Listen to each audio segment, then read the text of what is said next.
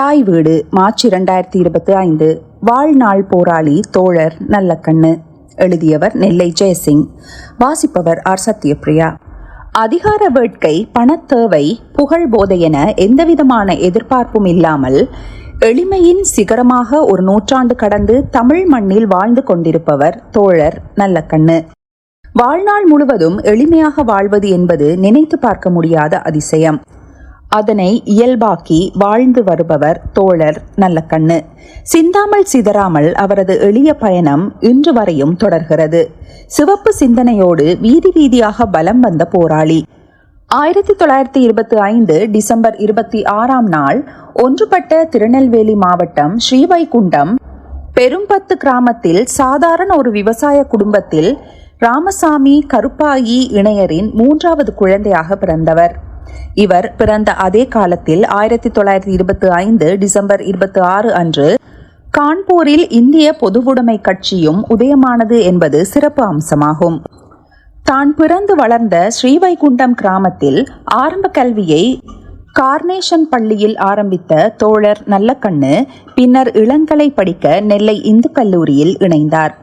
ஓடி ஆடி விளையாடும் மாணவ பருவம் அது. பட்டாம்பூச்சி மனதில் பறக்க வண்ண வண்ண கனவுகள் நிறைந்த காலம் அது. ஆனால் தோழர் நல்லக்கண்ணு அவர்கள் தனது பள்ளி பருவத்திலேயே விடுதலை போராட்ட உணர்வுகளை உள்வாங்கலானார். சினிமா செய்திகளை மறைத்து வைத்து படிக்கும் மாணவர்கள் மத்தியில் இவர் பாரதியார், வி.க. விவேகானந்தர் போன்ற ஆளுமைகளின் படைப்புகளை தேடி தேடி படிக்க தொடங்கினார். அவை அவருக்கு தேச விடுதலை உணர்வை ஊட்டத் தொடங்கின. பொதுவுடைமை இயக்க தலைவர் ஜீவானந்தம் போன்றவர்களின் மார்க்சிய கருத்துக்களால் ஈர்க்கப்பட்டு 18வது வயதிலேயே பொதுவுடைமை கட்சியில் தன்னை இணைத்து கொண்டார். அவரது இளங்கலை பட்டப்படிப்பு பாதியில் நின்றுவிட கட்சி பணி வேகம் பெற தொடங்கியது. 1939களில் தேச விடுதலைக்காக வெள்ளையனே வெளியேறு போராட்ட இயக்கம் நாடெங்கும் பரவிய போது இவரும் இளம் மாணவனாக தன்னை அதில் இணைத்து கொண்டார். அன்று இளமையில் தொடங்கிய தொழிலாளர் வர்க்க போராட்டம் இன்று முதுமையிலும் ஓய்வின்றி தொடர்கிறது. தோழர் நல்லக்கண்ணு அவர்களின் சிறுவயது முதல் இன்றைய நாள் வரையிலான பணி மக்கள் சார்ந்ததாகவே இருந்து வந்துள்ளது. ஓடியாடி விளையாட வேண்டிய பருவத்தில் தனது 12வது வயதில் ஆலை போராட்டத்தின் போது அவர்களின் பசிப்பிணி போக்க அரிசி வசூல் இயக்கத்தில் பங்கு கொண்டது முதல் இன்று கட்சியை வழிநடத்தி செல்லும் ஒவ்வொரு கட்டத்திலும் அவரின் அரசியல் அர்ப்பணிப்பு மிக ஆழமாக வேரூன்றி இருப்பதை காணலாம். மக்கள் நலன் சார்ந்த போராட்ட களத்தில் தன்னை தீவிரமாக ஈடுபடுத்திக் கொள்ள வேண்டும் என்ற எண்ணத்தில் கல்லூரி கல்வியை பாதியில் கைவிட்டு பொதுவுடைமை கட்சியில் தொண்டனாக தன்னை இணைத்து கொண்டார். 22வது வயதில் விவசாய சங்கத்தில் இணைந்து கட்சியின் முழுநேர பணியாளராக தன்னை மாற்றிக்கொண்டார். இந்தியாவின் ஆன்மா, ஆணிவேர் விவசாயம் என்பதை ஆழமாக புரிந்து கொண்ட தோழர் இளம் வயதிலேயே மிகுந்த ஆர்வத்துடன் நாங்குநேரி பகுதியில் கிராமம் கிராமமாக சென்று விவசாய சங்கங்களை, அமைப்புகளை கட்டமைக்கலானார். விவசாயிகள் தொடர்பான அவரது ஈடுபாடு எதிர்காலத்தில் 25 வருட விவசாய சங்கத்தில் அவர் தலைவராக இருக்க காரணமாகியது. இன்று விவசாய சங்கங்கள் தலை நிமிர்ந்து நிற்பதற்கு இவரின் ஆரம்ப கால அர்ப்பணிப்பு சேவைகள் காரணமாக அமைகிறது. நிலவுடைமை பண்ணையாளர்களின் மேலாதிக்கம் மேலோங்கி இருந்த அன்றைய காலகட்டத்தில் விவசாயிகள் பொதுவுடைமை அமைப்பின் கீழ் அணி திரள்வதை முதலாளித்துவ சக்திகளால் சகித்து கொள்ள முடியவில்லை. இதன் விளைவாக 1947 மே தின கூட்டம் நடந்து முடிய விவசாய சங்கத்திற்கு புத்துணர்ச்சி புகுத்தி வந்த இளம் விவசாய போராளி தோழர் நல்லக்கண்ணு அப்போது அடையாளம் தெரியாதவர்களால் கடுமையாக தாக்கப்பட்டார். ஆனால் அது அவரை பலப்படுத்தியதே அன்றி பலவீனப்படுத்தவில்லை. இதன் பின்னர் வீறு கொண்டு விவசாயிகளை ஒன்று திரட்டுவதில் வேகம் காட்டத் தொடங்கினார். ஆட்சியாளர்களுக்கு எதிரான போராட்டம். 1947 இந்தியா சுதந்திரம் பெற காங்கிரஸ் கட்சி ஆட்சி அதிகாரத்திற்கு வந்தது. வெள்ளையர் ஆட்சிக்கு எதிராக இணைந்து போராடிய பொதுவுடைமை கட்சி பின்னர் முதலாளித்துவ மனநிலை கொண்ட காங்கிரஸ் கட்சிக்கு எதிராக அறைகூவல் விடுத்து போராட்ட களத்தில் குதித்த போது தோழர் நல்லக்கண்ணு அவர்களும் முழு மனதுடன் செயற்பட தொடங்கினார். நேருவின் ஆட்சி அகற்றப்பட வேண்டும் என்ற முழக்கத்தை முன்வைத்து பொதுவுடைமை கட்சி போராடிய போது ஆட்சியாளர்களின் அடக்குமுறைக்கு பல தோழர்கள் ஆளாகினர். பொதுவுடைமை கட்சியும் தடை செய்யப்பட்டது. காவல்துறையின் அடக்குமுறை கட்டவிழ்த்து விடப்பட்டது. பொதுவுடைமை கட்சி தோழர்கள், தலைவர்கள் சிறையில் அடைக்கப்பட்டனர். நெல்லை சதி என்ற பெயரில் தோழர் நல்லக்கண்ணு உட்பட பல முக்கிய தலைவர்கள் தேடப்பட்ட போது அவர்கள் காடுகளிலும் அடையாளம் காண முடியாத இடங்களிலும் தலைமறைவு வாழ்க்கை வாழ்ந்தனர். அப்போது வரை சைவ உணவிற்கு மட்டுமே பழக்கப்பட்டிருந்த தோழர் நல்லக்கண்ணு மக்கள் மனமுவந்து அளித்த அனைத்து வகையான உணவுகளையும் சாப்பிட்ட போது முகம் சுளிக்காது அசைவ உணவுகளையும் சாப்பிட்டதாக கூறப்படுகிறது. தலைமறைவு வாழ்க்கையின் போது பல 100 மைல் தூரம் அடர்ந்த காடுகளில் உண்ணாமலும் உறங்காமலும் நடந்திருக்கிறார்.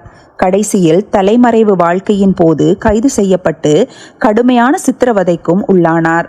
ஏனைய தலைவர்களின் இருப்பிடத்தை கூறும்படி தோழர் நல்லக்கண்ணுவை அடித்து உதைத்து தலைகீழாக தொங்கவிட்டு மீசையின் முடிகளை பலவந்தமாக பிடுங்கிய போதும் சக தோழர்களை காட்டிக் கொடுக்க முன்வரவில்லை என்ற வகையில் கட்சியின் மீது தீவிர பற்றுடன் வாழ்ந்தவர் தோழர் நல்லக்கண்ணு என்பது புலனாகிறது. தேடுதல் முடிவில் பல தலைவர்களும் கைது செய்யப்பட்டு சிறையில் அடைக்கப்பட்டனர். 1956 தீர்ப்பு வழங்கப்பட்டது. தோழர் நல்லக்கண்ணு, தோழர் பாலதண்டாயுதம் உட்பட பலருக்கு ஆயுள் தண்டனை விதிக்கப்பட்டது. இவர்களின் தண்டனைக்கு எதிராக தமிழகமெங்கும் கிளர்ச்சிகள் பெரிய அளவில் நடைபெற அரசு அதற்கு பணிந்து அவர்களை விடுதலை செய்தது. தோழர் நல்லக்கண்ணு அவர்கள் ஏற்கனவே வெடிகுண்டு வைத்திருந்ததாக விதிக்கப்பட்ட கடுங்காவல் தண்டனையும் முடிந்து 1956 விடுதலையானார். தோழர் நல்லக்கண்ணு மக்கள் நலனுக்காக நடத்திய பல்வேறு அரசாங்க எதிர்ப்பு நடவடிக்கைகள் காரணமாக 7 வருடங்கள் சிறைவாசத்தில் இருந்துள்ளமை குறிப்பிடத்தக்கதாகும். சிறை என்ற இருட்டறை அவரை மேலும் வலிமை கொண்டவராக்கியது. போராளியின் இல்வாழ்க்கை.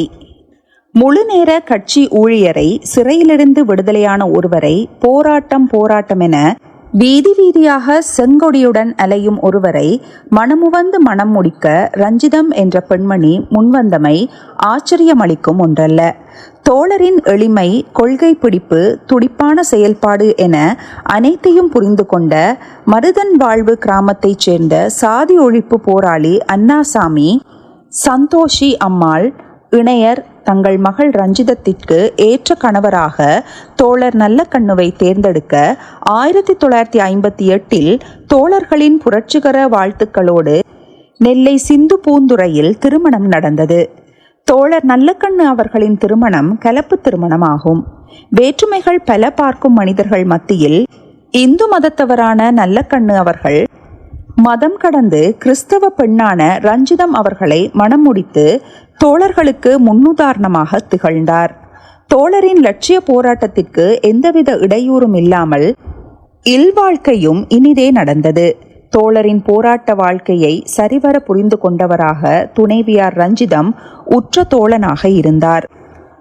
அறிவுபூர்வமான இலட்சிய இணையராக இல்வாழ்க்கையை தொடர்ந்தனர். ரஞ்சிதம் அவர்கள் ஆசிரியர் பணியினை மேற்கொண்டு இருந்தமையால் வீட்டின் அனைத்து பொருளாதார தேவைகளையும் அவரே கவனித்துக் கொண்டார். 2 பெண் குழந்தைகளுக்கு தந்தையான தோழர் நல்லக்கண்ணு அவர்கள் தனது மனைவி 1986 காலமான போது அவரின் பிரிவை மிகுந்த வேதனையுடன் எதிர்கொண்டதாக கூறுகிறார். தனது துணைவியாரின் அன்பை பற்றி கூறும்போது, தான் எங்கிருந்தாலும் சாப்பிட்டீர்களா என்று தன் மனைவி கேட்க தவறியதில்லை என மன நெகிழ்வோடு இன்றும் நினைவு கூறுவதை காணலாம். துணைவியார் இல்லை என்ற மனக்குறை இருந்த போதும் தனது போராட்ட பயணத்தை தொய்வின்றி மேற்கொண்டு வந்திருக்கிறார். பொதுவுடைமை கட்சியின் மாநில செயலாளராக. பொதுவுடைமை கட்சியின் மாநில செயலாளர் என்பது கட்சியின் உயரிய பதவியாகும். இடதுசாரி கட்சிகளை தவிர்த்து ஏனைய அரசியல் கட்சிகள் கட்சியின் மாநில தலைவர் என அழைப்பதை பொதுவுடைமை கட்சிகள் மாநில செயலாளர் என அடையாளப்படுத்திக் கொள்கின்றன. தோழர் நல்லக்கண்ணுவின் அளப்பரிய பணி தியாகம் காரணமாக நீண்டகால அனுபவத்தின் அடிப்படையில் 1992 மாநில செயலாளராக கட்சி தோழர்களின் பேராதரவுடன் தெரிவு செய்யப்பட்டார்.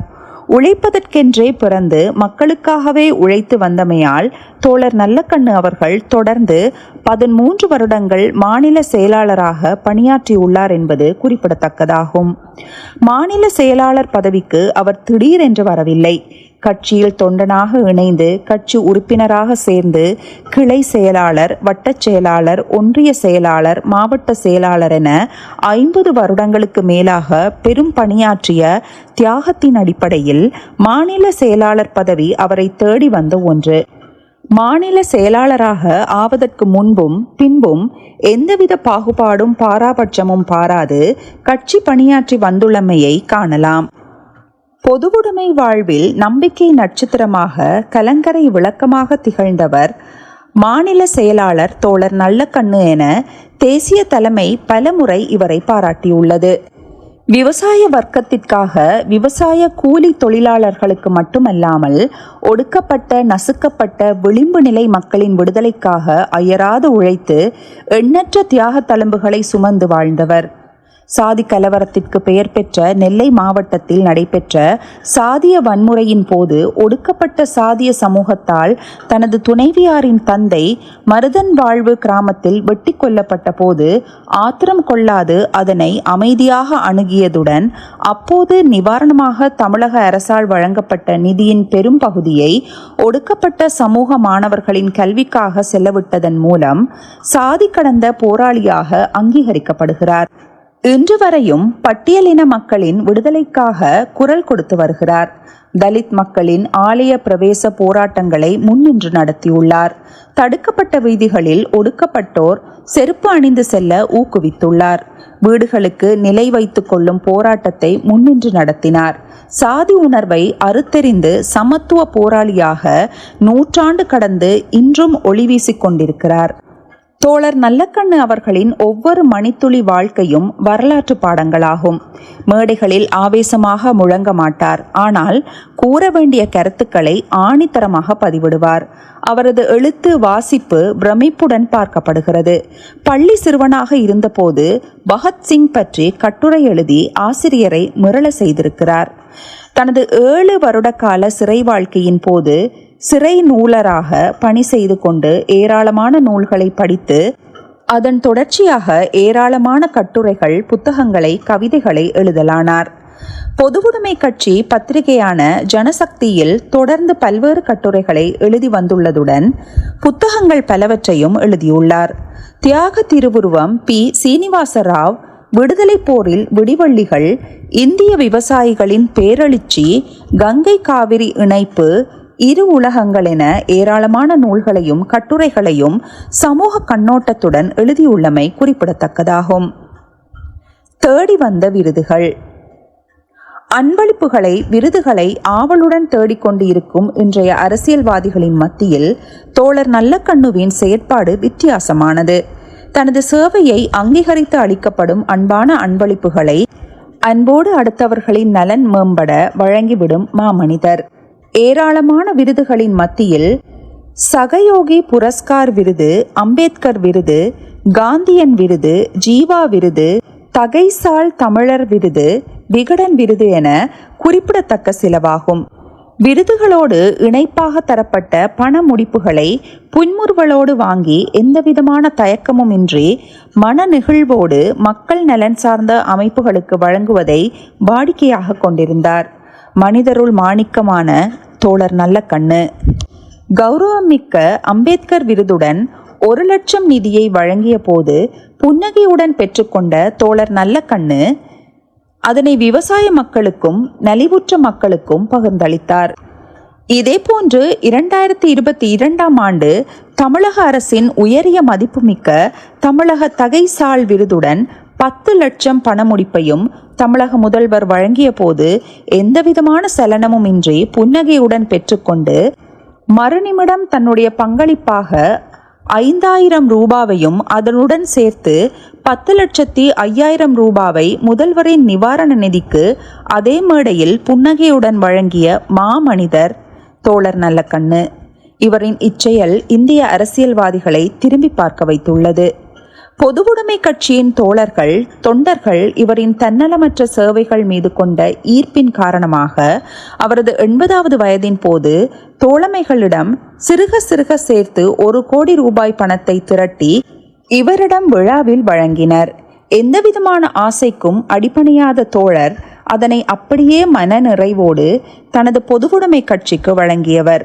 ஒரு செப்பு காசுக்கும் ஆசைப்படாத தோழர் நல்லக்கண்ணு இதே போன்று இவரின் பயண வசதிக்காக மகிழுந்து, அதாவது கார் ஒன்றை தோழர்கள் கொடுத்த போது அதனையும் கட்சியின் பயன்பாட்டிற்கு திரும்பி கொடுத்தவர் தோழர் நல்லக்கண்ணு. இவ்வாறு இனாமாக வந்த எந்த செல்வத்தையும் ஏற்காது பொது நலனுக்கு வாரி வழங்கியதில் இவர் வல்லவராக இருந்தார். இவர் வாழ்ந்து வரும் ஒவ்வொரு மணித்துளியும் காண்போரை பிரமிக்க வைக்கும். இவரது எளிமை இல்லாமையால் வந்தது அல்ல, அது லட்சியத்தால் இணைந்த எளிமை. இவரது வாழ்க்கை ஒரு காவியம். அதன் ஒவ்வொரு பக்கமும் கவனத்தை ஈர்ப்பதாக இருக்கும். அவற்றில் சிலவற்றை கவனிக்கலாம். ஒரு தேசிய கட்சியின் மாநில தலைவராக இருந்த போதும் ஏற்கத்தக்க வாடகையில் வீட்டு வசதி வாரிய குடியிருப்பில் வாழ்பவர் தோழர் நல்லக்கண்ணு. தன்னை போன்றே மிக எளிமையாக வாழ்ந்து மறைந்த கக்கன் அவர்களின் வாரிசுகள் வீடற்று இருந்தபோது தனக்கு வீடில்லாவிட்டாலும் பரவாயில்லை, கக்கனின் வாரிசுகளுக்கு முதலில் வீட்டு வசதி வாரியத்தில் வீடு வழங்குங்கள் என தமிழக அரசிற்கு வேண்டுகோள் விடுத்தவர். பிறர் நலன் பேணும் தோழர் நல்லக்கண்ணு இன்றைய ஆரவாரம் மிக்க இந்திய அரசியலில் சாதாரண நகரமன்ற உறுப்பினர்கள் கூட கோடிகளில் புரண்டு மாளிகை வீடுகளில் வாழும் போது தோழர் நல்லக்கண்ணு சாதாரண வீட்டு வசதி வாரிய குடியிருப்பு வீட்டில் வாடகைக்கு வாழ்ந்து வருகிறார். தமிழகத்தில் இவரது கால்படியாத கிராமங்களே இல்லை என்று கூறும் அளவிற்கு பட்டி தொட்டியெல்லாம் சென்று மக்கள் பணியாற்றியுள்ளார் தோழர். இதற்காக அவர் பெரும்பாலும் பொது போக்குவரத்து வாகனங்களையே பயன்படுத்தி வந்துள்ளார். வசதி வாய்ப்பு இல்லாத இடங்களில் அவரது பயணத்திற்கு உதவிகரமாக முச்சக்கர வண்டிகள் இருந்தன. கால்நடையாகவும் நீண்ட பயணத்தை மேற்கொள்வார். ஒருமுறை காங்கிரஸ் கட்சியின் முக்கிய தலைவர்களில் ஒருவரான திரு பீட்டர் அல்போன்ஸ் அவர்கள் வாகனத்தில் அதிகாலை நேர பயணத்தை மேற்கொண்டு இருந்தபோது பேருந்து நிறுத்தம் ஒன்றில் தன்னிடமிருந்த துணிப்பையை தலையணியாக கொண்டு உறங்கிக் கொண்டு இருந்த ஒருவரை பார்க்கிறார். இறங்கி அந்த முதியவர் அருகில் சென்றவர் திகைத்து போய் நின்றுவிட்டார். அவர் வேறு யாரும் அல்ல, தோழர் நல்லக்கண்ணு என்பதை அறிந்து பீட்டர் அவர்கள் போக வேண்டிய இடத்திற்கு தனது வாகனத்தில் அழைத்து செல்வதாக கூறுகிறார். அதற்கு தோழர் தான் காலையில் ஒரு கிராமத்திற்கு செல்ல வேண்டி இருப்பதாகவும் அதுவரையில் தான் பேருந்து நிழற்குடையின் கீழ் இருந்துவிட்டு செல்வதாகவும் புன்னகையுடன் பதில் கூறியிருக்கிறார். இதுதான் தோழரது எளிமையின் வலிமை. இது போன்ற ஏராளமான நிகழ்வுகள் அவரது வாழ்வில் மிகவும் சாதாரண விடயங்கள். வெளியூர் செல்லும் போது இரவு தங்குவதற்கு நட்சத்திர விடுதிகளை அவர் நாடி செல்வது இல்லை. கட்சி அலுவலகத்தில் தோழர்களுடன் தங்கிக் கொள்வார். கட்சி அலுவலகம் இல்லாத இடங்களில் தோழர்களின் வீடுகளில் இரவை கழிப்பார். எந்தவித ஆடம்பரத்தையும் விரும்பாத எளிமையின் சிகரமாக வாழ்ந்து வருகிறார் தோழர் நல்லக்கண்ணு. தனக்கு நன்கு அறியப்பட்ட தென்காசி பகுதியில் பாயும் கடனா நதியில் அணை கட்டினால் மக்களின் விவசாயம் மேலோங்கும் என உணர்ந்தார். அதனால் அணை கட்டும் கோரிக்கையை முன்வைத்து உண்ணாவிரதத்தை மேற்கொண்டார். வெற்றியும் பெற்றார். அவரது அயராத முயற்சியினால் இன்று அப்பகுதி விவசாயிகள் அதன் பயனை அனுபவித்து வருகின்றனர். பொதுமக்களின் குடிநீர் தேவையும் பூர்த்தி செய்யப்பட்டுள்ளது. ஆழ்வார்குறிச்சி மற்றும் கீழ ஆம்பூர் பகுதிகளில் அணை நீர் விவசாயத்திற்கு பயன்படுத்தப்பட்டு வருகிறது. நதிகளை பாதுகாக்க வேண்டும் என்பதில் உறுதியாக இருந்தார். தென் தமிழகத்தில் வற்றாத ஜீவநதியான தாமிரபரணி ஆற்றின் மணற்கொள்ளையை தடுப்பதற்கு கடுமையாக போராடினார். தனி ஒருவராக நீதிமன்றம் வரை சென்று வாதாடியும் உள்ளார். பொதுவுடைமை நாடுகளின் அழைப்பின் பேரில் சீனா, ரஷ்யா, கிழக்கு ஜெர்மனி போன்ற நாடுகளில் பயணம் மேற்கொண்ட அனுபவமும் அவருக்கு உண்டு.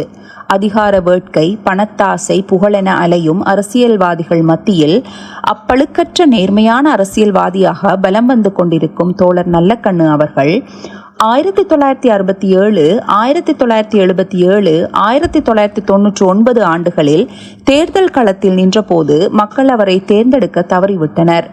சாதி, மதம், பணம், பொய், போட்டி, பொறாமை தலைவிரித்தாடும் தேர்தல் களத்தில் நேர்மையின் நிஜமாக வாழ்ந்து வரும் தோழர் வெற்றி பெறாதது ஆச்சரியமான விடயமல்ல.